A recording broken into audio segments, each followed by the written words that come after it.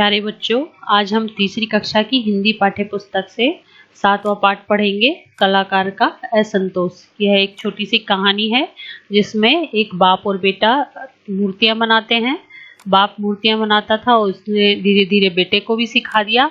फिर बेटा बाप से भी अच्छी मूर्तियां बनाने लगा। बाप फिर भी उसमें कमियां निकालता कि ऐसे बनाओ ऐसे बनाओ। फिर बाप की तो मूर्तियां बिकती थी 7 रुपए में, बेटे की 20 रुपए में बिकने लग गई। बेटा सोचता कि मैं तो इतनी अच्छी बनाता हूँ, फिर भी पापा इसमें कितनी कमी निकालते हैं। और फिर एक दिन उसने तंग आके अपने पापा को कह दिया कि तुमसे तो मैं बहुत अच्छी बनाता हूँ, तुम्हें तो इतने रुपए ही मिलते हैं और मुझे तुम्हारे मुकाबले में इतने ज्यादा मिलते हैं। मेरी मूर्तियों में कोई कमी नहीं है, इससे ज्यादा अच्छी बन ही नहीं सकती। तो उसकी ये बातें सुनकर उसका बाप बहुत दुखी हुआ, क्योंकि उसने कहा कि जब कलाकार को ये लगने लग जाए कि मैं सबसे बढ़िया बनाने लगा हूँ, अब इसमें कोई सुधार की गुंजाइश नहीं है, तो इससे वो उसका विकास रुक जाता है, वो और अच्छा काम नहीं कर पाता। तो इससे इस चीज को सुनकर उसका बेटा बहुत लज्जित हुआ कि पिता सही बात पर उसको टोकते थे। तो बच्चों, इस कहानी में यही बताया गया है कि हमें अपने काम में प्रतिदिन निखार लाते रहना चाहिए, उसमें नित्य नए प्रयोग और नित्य नए क्रिएटिव वर्क करते रहना चाहिए, नए नए आयामों को छूते रहना चाहिए। इस कहानी को शुरू करते हैं। एक गांव में एक आदमी रहता था। वह मिट्टी की मूर्तियां बनाया करता था। उसकी बनाई मूर्तियां बहुत सुंदर होती थी, इसलिए वह बाजार में आसानी से बिक जाती थी। अच्छे दिन थे, उसका गुजारा मजे में हो जाता था। जब उसका लड़का बड़ा होने लगा तो बाप ने बेटे के हाथ में हुनर देखकर उसे भी मूर्ति बनाने का काम सिखा दिया। अब बाप और बेटा दोनों मूर्तियां बनाने लगे। बेटे का हाथ बाप से ज्यादा साफ था, वैसे भी नवयुवक होने के कारण वह अधिक चुस्त और फुर्तीला था। उसकी मूर्तियां बाप से अच्छी बनने लगी। शुरू में तो उसकी बनाई मूर्तियां उसी दाम में बिकती थी जिस दाम में बाप की, लेकिन बाप की झिड़कियां खाने के बाद और अधिक ध्यान से काम करने के कारण उसकी बनाई मूर्तियां बाप की बनाई मूर्तियों से अधिक दाम में बिकने लगी। बाप की मूर्ति बिकती 7 रुपए में और बेटे की बिकती 10 रुपए में।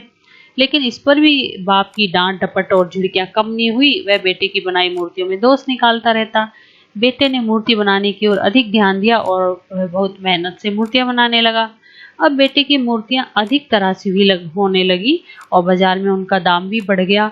बाप की बनाई मूर्तियां 7 रुपए में बिकती और बेटे की मूर्तियां उनकी कीमत बढ़कर 12 हुई, फिर 15 हुई और फिर 20 तक पहुंच गई। मगर बाप को संतोष नहीं हुआ।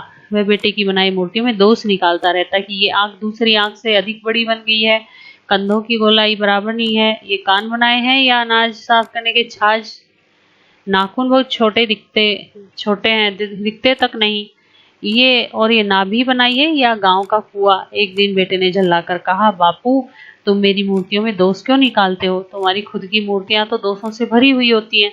मैं तुम्हारी हर मूर्ति में 20 दोष निकाल सकता हूँ। अब देख लो, तुम्हारी बनाई मूर्ति अभी तक 7 रुपए में ही बिकती है और मेरी मूर्ति के लिए लोग 20 रुपए तक खुशी से दे जाते हैं। मेरे ख्याल से मेरी मूर्ति में कोई दोष नहीं होता। वे इतनी सजी सवरी होती हैं कि अब उनमें सुधार की कोई गुंजाइश नहीं है। बाप उदास हो गया, दुखी स्वर में बोला, बेटे मुझे ये बात मालूम है, लेकिन तेरे मुंह से ये बात सुनकर मुझे लगने लगा कि अब मुझे तेरी मूर्तियों के लिए 20 रुपए से अधिक कभी नहीं मिलेंगे।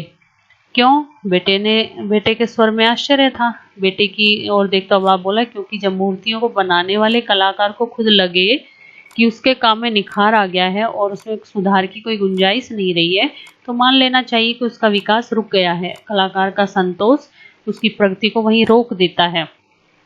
एक दिन मुझे भी अपने काम से संतोष हो गया था और आज तक मुझे मूर्तियों की कीमत कभी 7 रुपए से अधिक नहीं मिली है। तो बेटा यह सुनकर लज्जित हुआ और उसका सिर झुक गया।